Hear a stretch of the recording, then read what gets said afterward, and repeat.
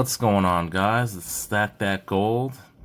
On this episode, I want to show you my NGC Pre-33 gold submissions. I submitted 7 Pre-33 gold coins to NGC, and most of them came out really great. There was one coin that we're going to go into a little bit more detail that I was a little disappointed with, and basically I submitted these 7 gold coins with another 6 silver coins together, and they were supposed to have shipped them together back with me. I did indicate on the second sheet, you basically fill out the form online, and I indicated which number to ship it back with. They basically give you an order number, and I had indicated that, but apparently they didn't see that because it was a different tier, the silver and the gold grades. They probably didn't see the coin. I didn't write it on the first one, which I probably should have. So they basically sent it to me separately, and they basically got rid of the fee, which was really nice of NGC to do that. So I was able to get my gold coins back probably about a month early. So guys, without further ado, let's get into it. So we're gonna start out here with the first coin, and we got a beautiful 1849 O. So this is the first year of the $1 gold, and this is a rare one. I looked at survival estimates on actually PCGS, and they estimate there's only about 800 of these. I knew it was quite rare when I got it, and I got this from my flea market guy, and I'm really surprised that it graded a 58. I thought maybe a 53, 55, and it turned out to be a 58, so I was really happy with that grade. Next up, we have another $1 gold coin, and this is just a common 1853, and this came back a 55. You guys could go check to see my video I made a few months ago of the coins. I was going to submit these a bit earlier, but I waited. I decided to wait a little bit. I acquired a few more Pre-33 gold coins, and I'm glad I submitted them all at the same time. So this came out really great. This I got from my guy in Chinatown, just a very common $1 Indian princess coin. They made these from 1849 until, I believe, 1889.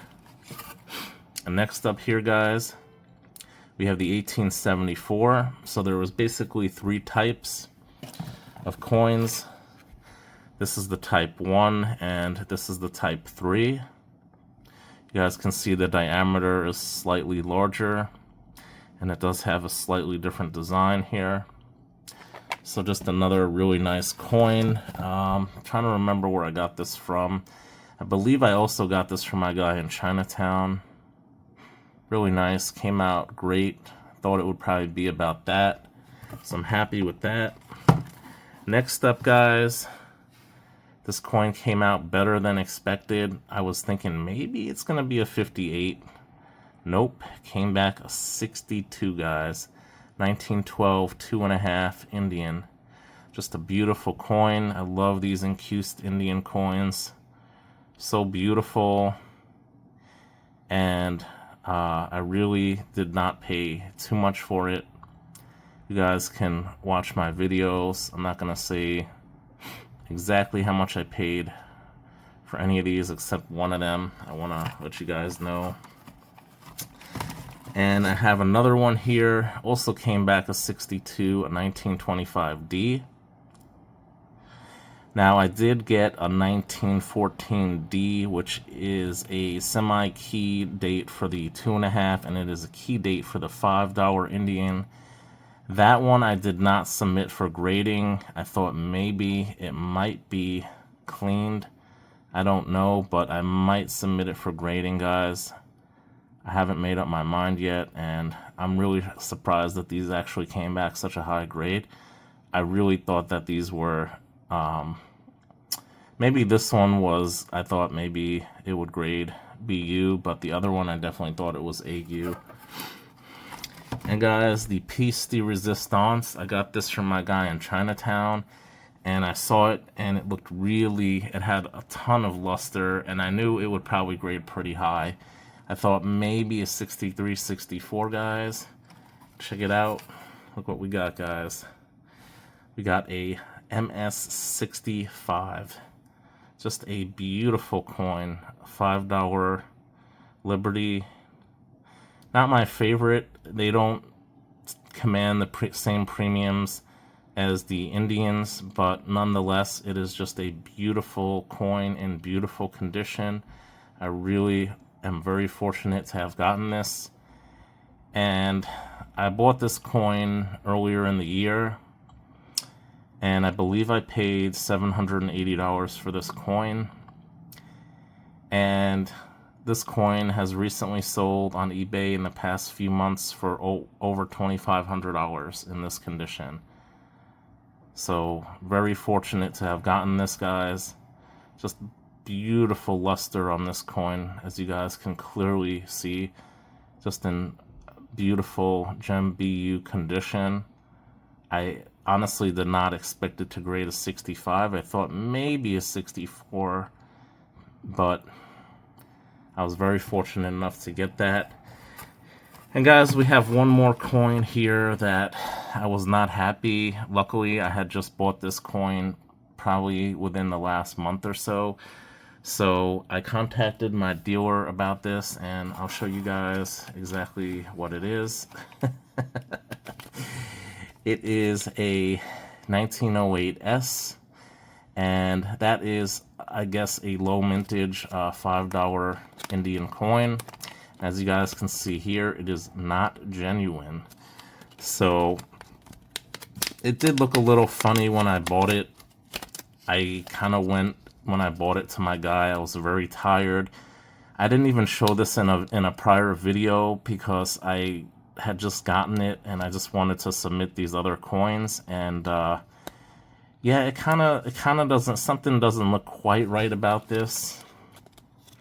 So if you take it out, guys, and you actually, if you throw it on the Sigma, we're gonna throw it on the Sigma. So this should be 90% gold, guys.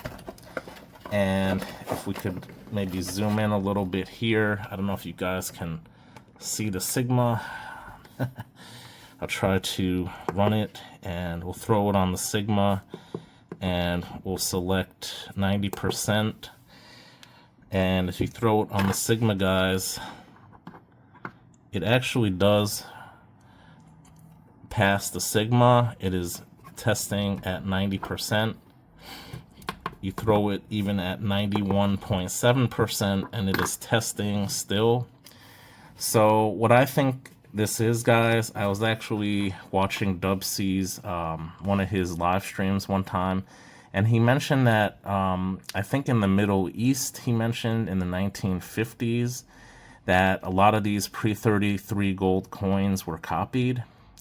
So it could be one of those, and they basically used the British sovereign as a template for these coins. So this might actually be 91.7% gold. I could probably get it, tested with some type of XRF to see the gold content of this coin. I'd be kind of interested. So I might go to a guy I know, or I might actually head over. Well, I'm not going to say where, but someone with an XRF to see exactly what the composition is. I got a feeling it's one of those coins probably made in the Middle East in the 1950s. If that's the case, I have a feeling that this is 91.7% gold and not 90% gold. So while I think it is counterfeit, obviously, I think there is still gold in here, and my guy was very honest. He's a very honest person, and he will be giving me my money back. So it's not too much of a loss for him, because I believe this is real gold. We saw it test positive for the gold. And so while this is real gold, it's not a genuine coin. So I don't think he probably lost anything on it. If anything, he probably made money on this because the price of gold has gone up since he sold it to me. So I don't know if I should just try to scrap it, or I don't know if someone would buy it. My best bet is just to get my money back. And he made an honest mistake, guys. I've talked about pre-33 gold in the past as well, where they would often take other pre-33 gold and they would melt it down and they would cast it into rare date pre-33 gold. I don't think that's the case with this because of the condition. Usually those type of coins are in like immaculate gem BU condition, and this one is kind of rough in like a AU type condition. So I think this probably was a coin that someone probably bought maybe in the Middle East in the 1950s, and then had it and handled it for a while, and then just put it in their collection, and it got passed down and someone sold it. So my dealer, I don't blame my dealer at all. You got to really be careful, guys, dealing with this type of coin. Pre-33 gold is heavily faked, and that's why if you're buying certain types of pre-33 gold, I personally recommend buying them already graded. Coins such as the $3 Indian, I definitely would recommend you buying graded. This is just an example. Even it fools the experts sometimes.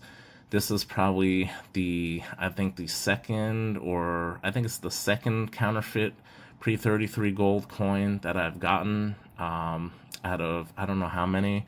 But you really have to be careful, guys. You really have to watch out. It even fooled the Sigma. This is what I'm saying. It is real gold. They make it with real gold. But if you don't know what to look for, even the experts can be fooled. So that's just a little tip, guys, to keep in mind when you buy pre-33 gold.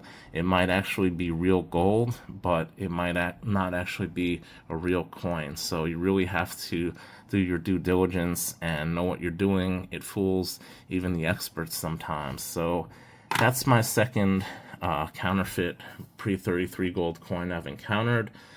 I've been able to determine that they're fake because I have submitted them for grading.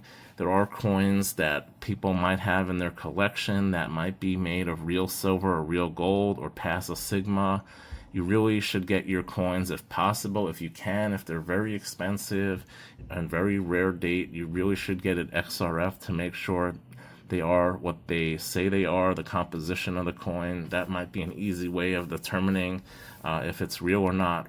Or buy from someone reputable, buy from an expert, do all you can, your research about what you're buying, so when you look at it, you have a good sense that it is genuine. But again, guys, it even fools the experts.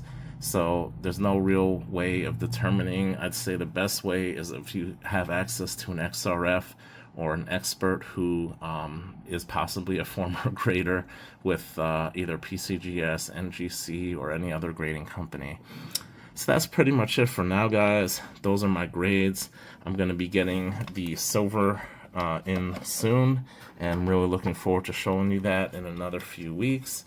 That's all for now. Thank you all so much for watching. Please like, subscribe, and as always, stack that gold.